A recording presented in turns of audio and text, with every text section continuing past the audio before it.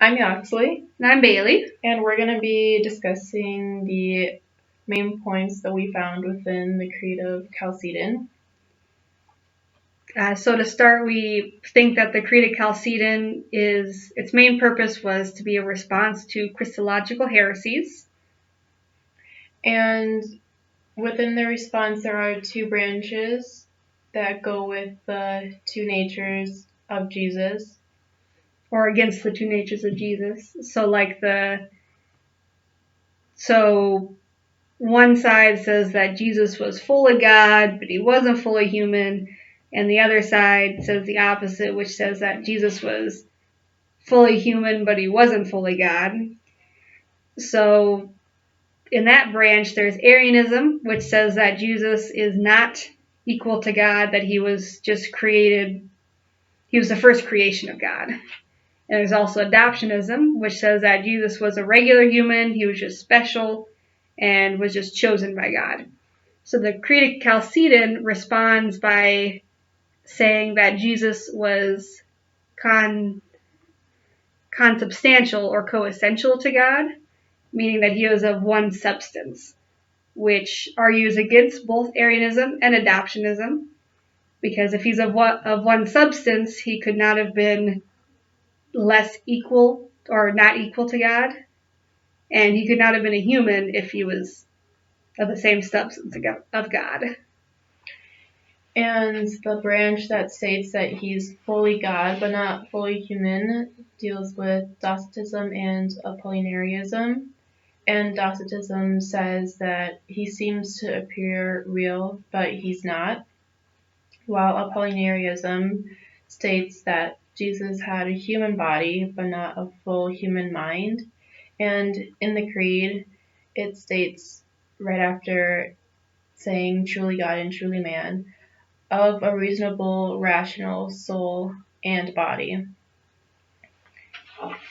And also, another point to make is that he is not confused, not changed, not divided, and also inseparable.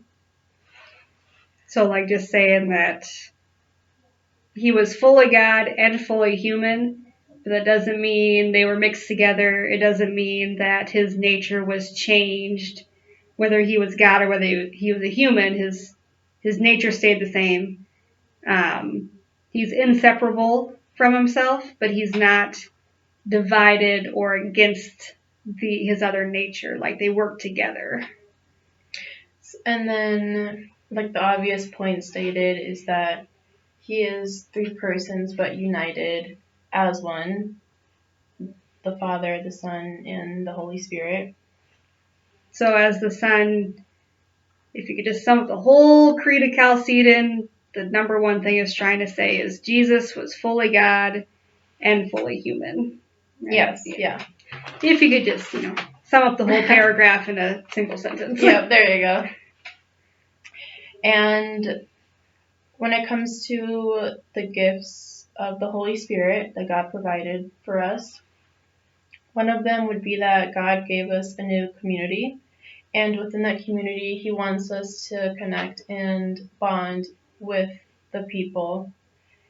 And when you bring robots into the picture, they're not going to be able to really connect with others on that personal level of emotions and feelings with each other, because they are man-made and most likely produced in a factory.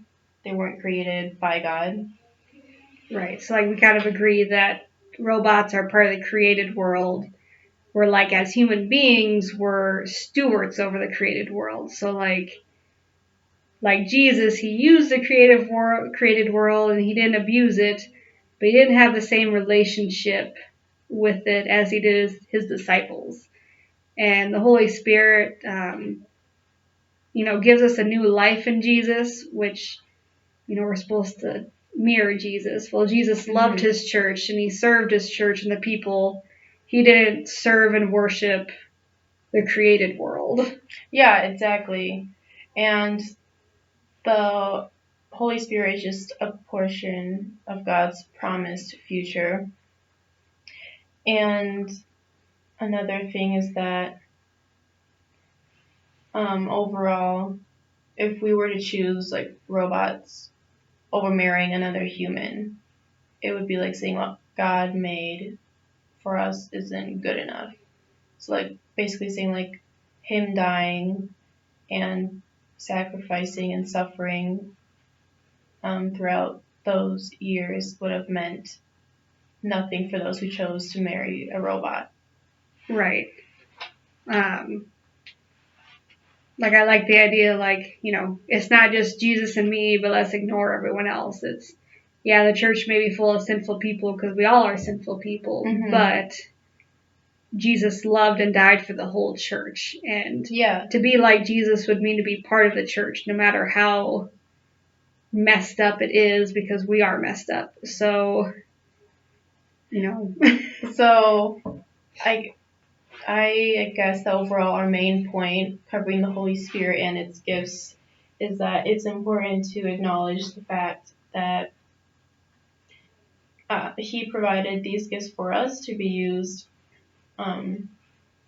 wisely and to use accordingly, but to not abuse the power of His gifts. Right, like our gifts are meant to like serve the church and our community. Yeah. And not just to ignore everyone else and yeah, exactly. To be more like Jesus is to be more selfless and to be more involved in everyone else's lives. Yeah, that's a good point. So our overall answer would probably be no, that you shouldn't marry a robot. Is that kind of what we're... Yeah. Yeah, that's probably the overall idea that we're getting at. Yep, that we were meant to be in community with each other, and you're not with a robot. Yep. And that's all we have to say pertaining to the Creed and the Holy Spirit.